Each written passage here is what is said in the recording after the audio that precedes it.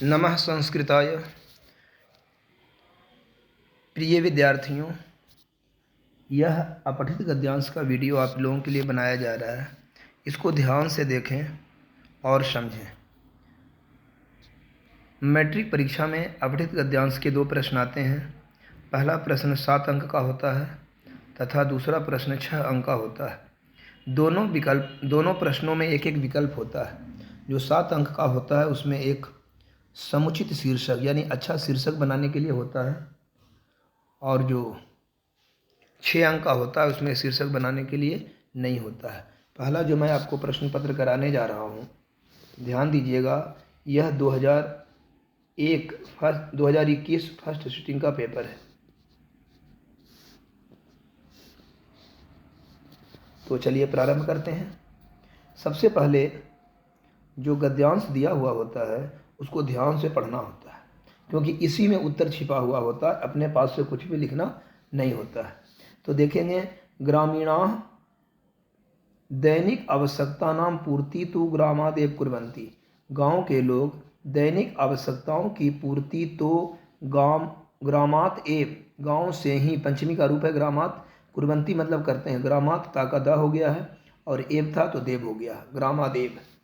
चणकान, गोधूमान, तंडुलान, शर्करा, द्विदलान, शाकान, वस्त्राणि च ग्रामाद एव लभन्ते। अनाज के नाम दिया हुआ, चना है, गेहूँ है, चावल है आदि, दाल है, शर्करा है, साग सब्जी है, वस्त्र है। और वस्त्र चा का अर्थ हमेशा पहले लगता है। ग्रामादेव, गांव से ही, लभन्ते मतलब प्राप्त करते हैं। करगत, करगत मतलब कागज। पुस्तकानी मतलब पुस्तकें।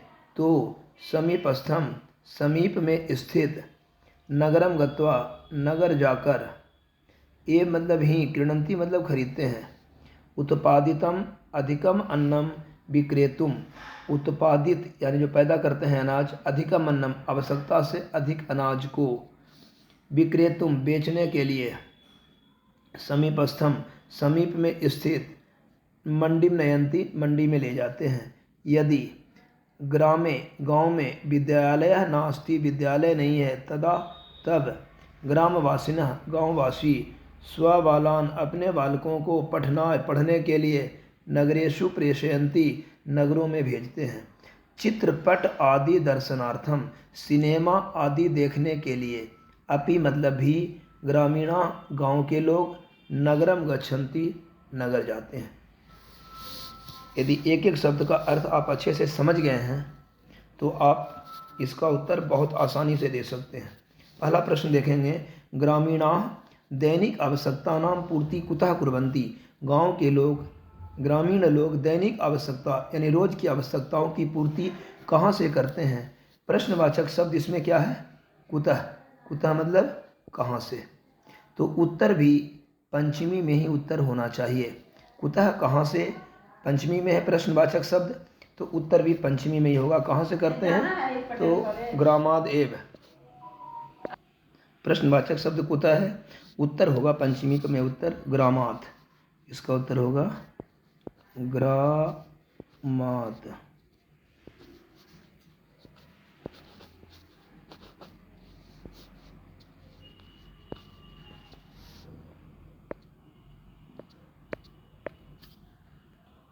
दूसरा प्रश्न है, ग्रामीणाः किमर्थम नगरम गच्छन्ति। गांव के लोग नगर क्यों जाते हैं। तो ग्रामीणाः किमर्थम नगरम गच्छन्ति, तो आप अंतिम पंक्ति में देखेंगे। ऊपर वाले को मैं मिटा देता हूं पहले, क्योंकि इसी से उत्तर निकालना है।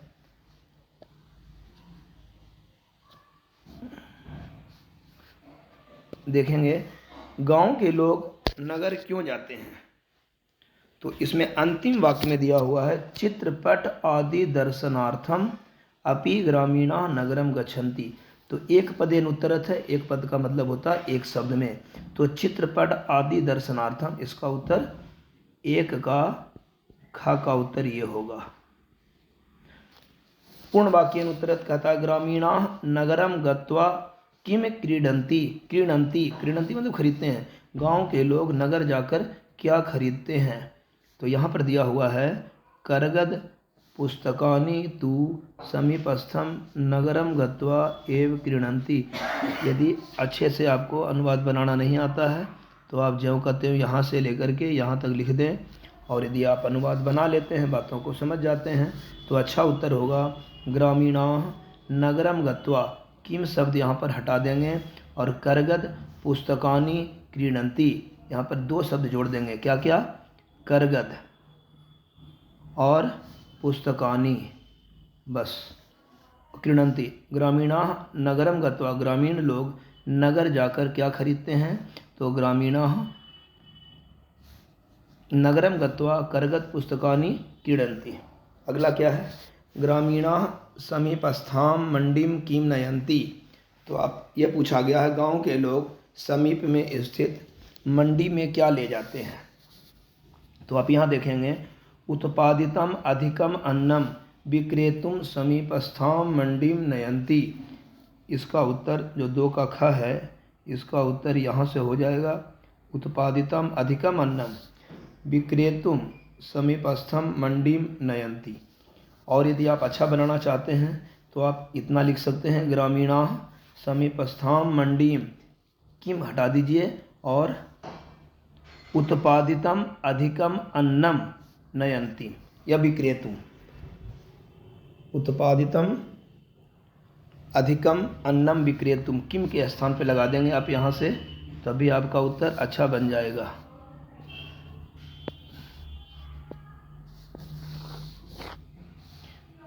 उत्पादितम अधिकम अन्नम विक्रेतुम।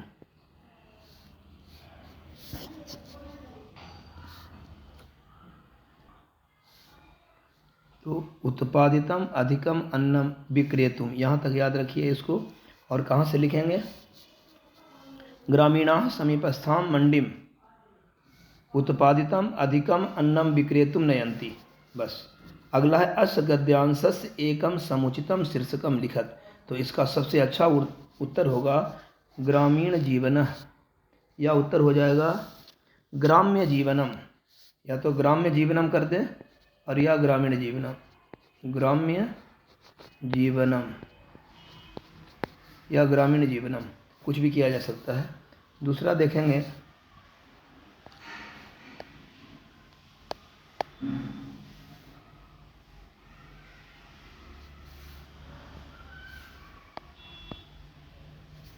एकस्मिन् वने एकः भिक्षुकः वसति। एकस्मिन् वने, दोनों सप्तमी का रूप है। एक वन में, एकः मतलब एक, भिक्षुका का मतलब भिक्षुक, वसति मतलब रहता है। एक वन में एक भिक्षुक रहता है। सह कः भिक्षुकः प्रतिदिनम भिक्षायै, प्रतिदिन भिक्षायै, भिक्षा के लिए। चतुर्थी विभक्ति एक वचन का रूप है। नगरम गच्छति, नगर में जाता है। वो जो भिक्षुक है वो प्रतिदिन भिक्षा के लिए नगर में जाता है। एकदा एका महिला, एक बार, एका मतलब एक, महिला तस्यै चतुर्थी, तस्मै चतुर्थी का रूप है, उसके लिए या उसको विषाक्ताम रोटिकाम अयक्षत, विषाक्त रोटी, जहर से युक्त रोटिकाम मतलब रोटी, अयक्षत मतलब दे दिया। एक बार एक महिला ने उसको अर्थात उस भिक्षु को एक विषाक्त रोटी दे दिया। सह ताम रोटिकाम, वह भिक्षुक, ताम रोटिकाम उस रोटी को, स्वकुटीरम अपनी कुटिया में, नयति मतलब लाता है। मध्याह्ने दोपहर में, एकः बालः बने एक बालक वन में, सप्तमी का रूप है बने। सूर्यस्य तापेन, सूर्यस्य षष्ठी का रूप है, सूर्य के ताप से, मूर्छितः भवति मूर्छित हो जाता है। सह भिक्षुकः वह भिक्षुक, चिंतयति सोचता है। यत की, सह मतलब वह, क्षुधा पीड़ितः अस्ति क्षुधा पीड़ित है अर्थात भूख से पीड़ित है। सह वह, ताम रोटिकाम उस रोटी को, तस्मय बालाय उस बालक के लिए, यच्छति मतलब देता है या उस बालक को देता है। सह तस्मय जलम अपि यच्छति, सह मतलब वह भिक्षुक, तस्मय उस बालक को क्या देता है? जलम अपि यच्छति जल भी देता है। सह बालः जलम पिबति वह बालक जल पीता है। इसके बाद क्या है? रोटिकाम च खादति और रोटी खाता है। यदा जब, सह रोटिकाम खादति तदा, जब वह रोटी खाता है तब, विष प्रभावात, विष के प्रभाव से, स्वप्राणान, अपने प्राणों को, त्यजति, त्याग देता है, तदा, तब, तस् अम्बा, उसकी माँ, तत्र आगच्छति, वहाँ आ जाती है, तस् अम्बा, उसकी माँ, तू, तो, सा एव महिला, वह महिला, आसीत, वही महिला थी, या जिसने, तस्मय, उस भिक्षुक को, तस्मय भिक्षुकाय, उस भिक्षुक को, रोटिकाम अयच्छत, रोटी दिया था, जनाः तु सत्यम कथयन्ति, लोग सत्य कहते हैं क्या, यथा कर्म तथा फलम, जैसा कर्म करोगे वैसा फल मिलेगा। 2019 का शाम द्वितीय पाली का यह सेकंड जो सीटिंग है उसका प्रश्न पत्र है। यथा कर्म तथा फलम, जैसा कर्म करोगे वैसा फल मिलेगा। एक पदेन उत्तरत, एक पद में उत्तर देना। बने कह वसति, वन में कौन रहता है, तो बने भिक्षुकः, इसका उत्तर होगा भिक्षुकः। इसको मैं पहले साफ कर देता हूँ जिससे उत्तर बनाने में आसान रहेगा।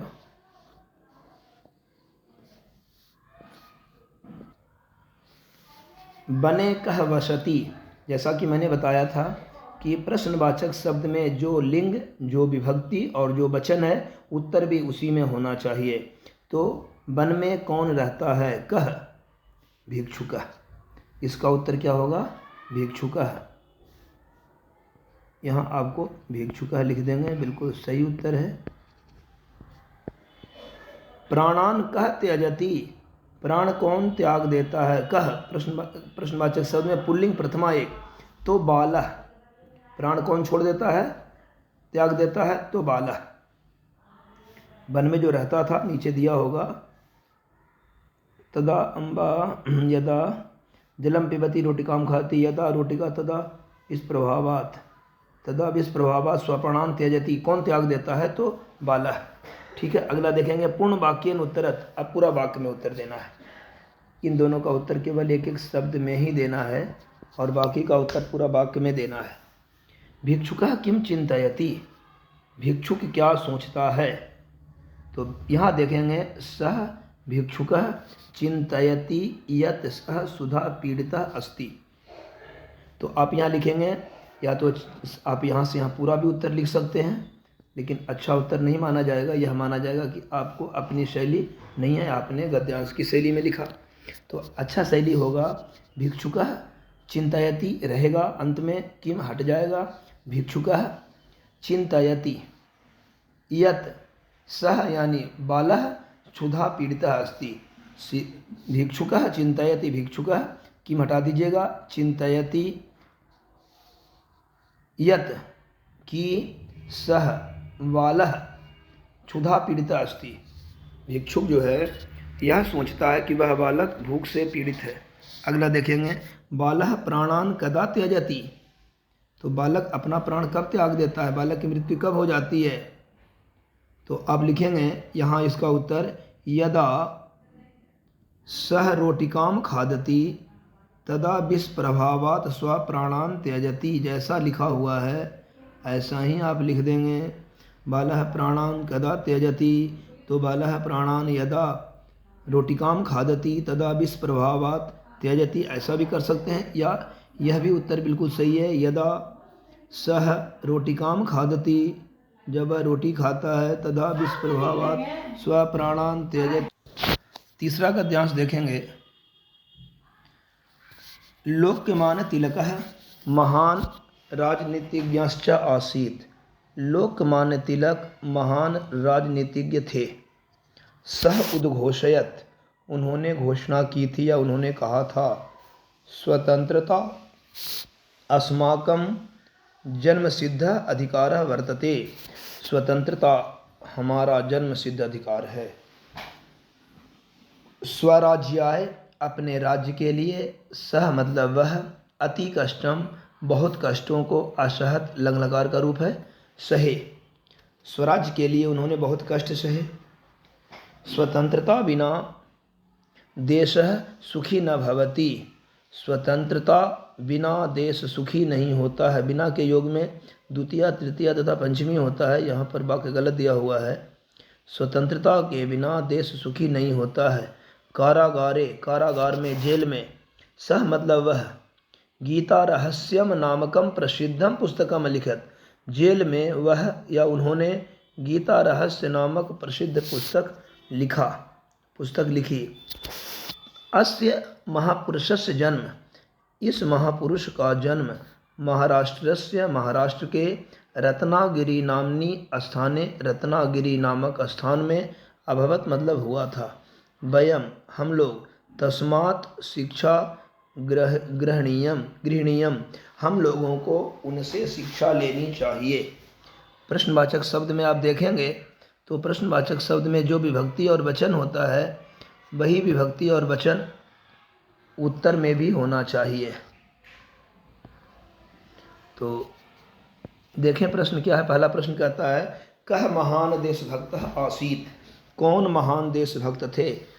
जैसा कि निर्देश दिया गया है एक पदेन उत्तरत, अर्थात एक पद में उत्तर दें, अर्थात एक शब्द में उत्तर दें।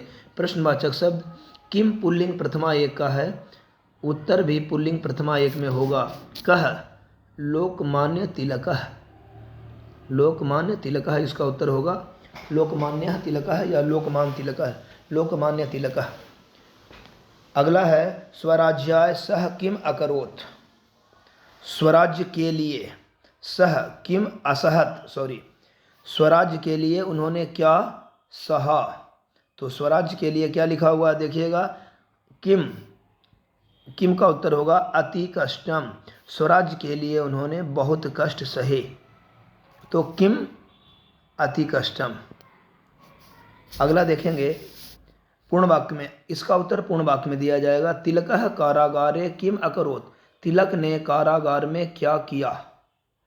तो आप यहाँ देखेंगे लिखा हुआ था कारागारे सह गीता रहस्यम नामकम प्रसिद्धम पुस्तकम अलिखत।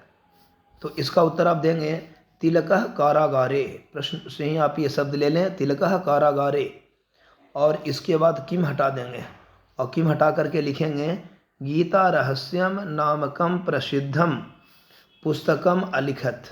इतना हो जाएगा उत्तर। तिलकः कारागारे गीता रहस्यम नामकम प्रसिद्धम पुस्तकम अलिखत, तिलक कारागार में गीता रहस्य नामक प्रसिद्ध पुस्तक लिखे। अगला है लोकमान्यस्य जन्मः कुत्र अभवत्, लोकमान्य का जन्म कहाँ हुआ था। तो आप लिखेंगे लोकमान्यस्य जन्म महाराष्ट्रस्य रत्नागिरी नामने स्थाने अभवत्। यहाँ कुत्र हट जाएगा और कुत्र के जगह पर आप क्या लिखेंगे महाराष्ट्रस्य रत्नागिरी नामी स्थाने। लोकमान्य का जन्म महाराष्ट्र के रत्नागिरी नामक स्थान पर अभवत मतलब हुआ था। ये यहाँ से लिख लिया जाएगा। अगला का ध्यान से देखेंगे ऋतूनाम श्रेष्ठ वसंत अस्ति, ऋतूनाम श्रेष्ठ वसंत अस्ति, ऋतुओं में श्रेष्ठ वसंत है। यहाँ ऋतु नाम सप्तमी का अर्थ लगेगा, षष्ठी और सप्तमी दोनों हो जाता है निर्धारण करने में। तो ऋतुओं में श्रेष्ठ वसंत है। वसंत ऋतु जो है सभी ऋतुओं में श्रेष्ठ है। ध्यान से अर्थ पहले समझ लें। इसके बाद है अतः स ऋतुराज इति कथ्यते, इसीलिए इसको ऋतुराज भी कहते हैं। वह ऋतुराज कथ्यते कहलाता है, स अलग होना चाहिए था। सर्वे कवयः, सभी कवि लोग वसंतम वर्णयन्ति, सभी कवि लोग बसंत का वर्णन करते हैं। संस्कृतस्य महाकवि, संस्कृत के महाकवि कालिदासस्य काव्ये, कालिदास के काव्य में बसंतस्य शोभा, बसंत की शोभा अतीव रमणीया अस्ति, बहुत ही रमणीय है। तस्य उनका ऋतु संहार नामनी काव्ये, ऋतु संहार नामक काव्य में सप्तमी का रूप है षड ऋतु नाम, 6 ऋतुओं का वर्णन विद्यते मतलब है। आगे देखेंगे चैत्र वैशाखयो बसंतः, चैत्र और वैशाख ऋतु में बसंत होता है। बसंत किन महीनों में होता है, तो चैत और वैशाख महीनों में बसंत होता है। बसंत इति संज्ञा वर्तते, चैत्र और वैशाख को बसंत कहते हैं। बसंत ऋतौ पादपेषु, बसंत ऋतु में, ऋतु भानु का भानो तो ऋतु का ऋतौ, बसंत ऋतु में पादपेषु, पादप मतलब वृक्ष, पादपेषु सप्तमी बहुवचन, वृक्षों पर, लतासु च और लताओं पर, नूतनानि नए, किसलयानि पत्ते, प्रस्फुलंती विकसित होते हैं, खिल आ जाते हैं। आम्र वृक्षेषु, आम के वृक्षों पर, मर्जरयः मतलब बौर जिसको बोलते हैं, मंजरी, जयंते हो जाते हैं। बहुविधानी अनेक प्रकार के, पुष्पाणि फूल, वृक्षेषु लतासु च वृक्षों पर और लताओं पर, विकसंती मतलब खिलते हैं। आम्राणाम आमों के, उद्यानेषु उद्यानों में, कोकिला अपि कुंजंती कोयल भी कूंजते हैं। विकसितेषु कुसुमेषु भ्रमराः गुंजंती, विकसितेषु कुसुमेषु विकसित फूलों पर, कुसुमेषु भ्रमरा भौरे, गुंजंती मतलब गुंजारित होते हैं, गुंजायमान होते हैं। अब आप देखेंगे प्रश्नों को, पहले इसको मैं साफ कर देता हूं जिससे आपको उत्तर देखने में आसान रहे। चलिए तो देखते हैं, पहला प्रश्न है ऋतु नाम श्रेष्ठ कह, प्रश्नवाचक शब्द है कह। उत्तर भी पुल्लिंग प्रथमा एक का ही होगा, क्योंकि कह किम शब्द पुल्लिंग प्रथमा एक का है, तो कह बसंतः। अतः ऋतुराज इति कथ्यते, कह ऋतुओं में श्रेष्ठ कौन है, तो बसंतः। इसका उत्तर होगा बसंतः। अगला देखेंगे, कस्मिन् काव्ये षड् ऋतूनां वर्णनम विद्यते। कस्मिन् काव्ये प्रश्नवाचक शब्द में सप्तमी विभक्ति एक वचन है। कस्मिन् काव्ये किस काव्य में, तो यहाँ होगा ऋतु संहार नामनी काव्य। या तो आप ये पूरा लिखेंगे ऋतु संहार नामनी काव्य, या तो ऋतु संहारे भी कर सकते हैं। यहाँ पर ऋतु संहार में भी सप्तमी लगा सकते हैं, सप्तमी लगाना ही पड़ेगा। कस्मिन् काव्य, काव्य तो यहाँ लिखा हुआ ही है, तो ऋतु संहारे, यहाँ ऋतु संहारे आप लिख लेते हैं तो बिल्कुल सही उत्तर है, ऋतु संहारे। अगला देखें, कयो मासयो संज्ञा वसंतः वर्तते। पूर्ण वाक्य, ये दोनों एक पदेन था, एक शब्द में उत्तर देना था, पूर्ण वाक्य में उत्तर देना है। तो कयो मासयो, किन महीनों की संज्ञा वसंत है, किन महीनों की संज्ञा, कयो मासयो षष्ठी दो वचन का अर्थ यहाँ लिया जा रहा है। तो यहाँ लिखा हुआ है चैत्र वैशाखयो, चैत्र और वैशाख, तो कयो के जगह क्या लिख देंगे, चैत्र वैशाखयो मासयो संज्ञा वसंतः वर्तते।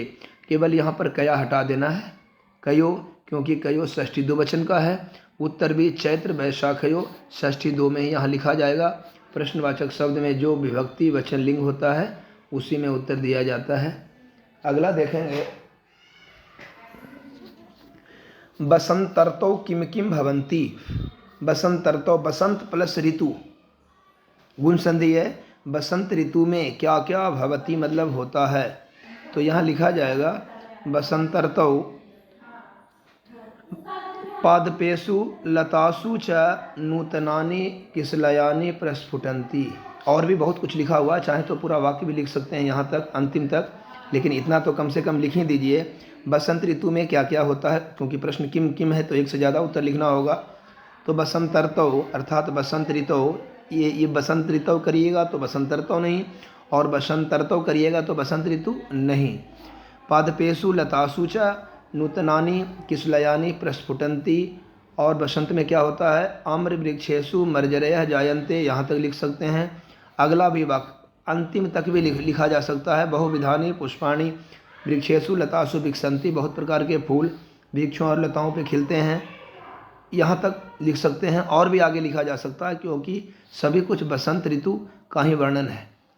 अगला प्रश्न देखेंगे, अस गद्यांशस्य एकम समुचितम शीर्षकम लिखत। इस गद्यांश का एक अच्छा सा शीर्षक लिखें।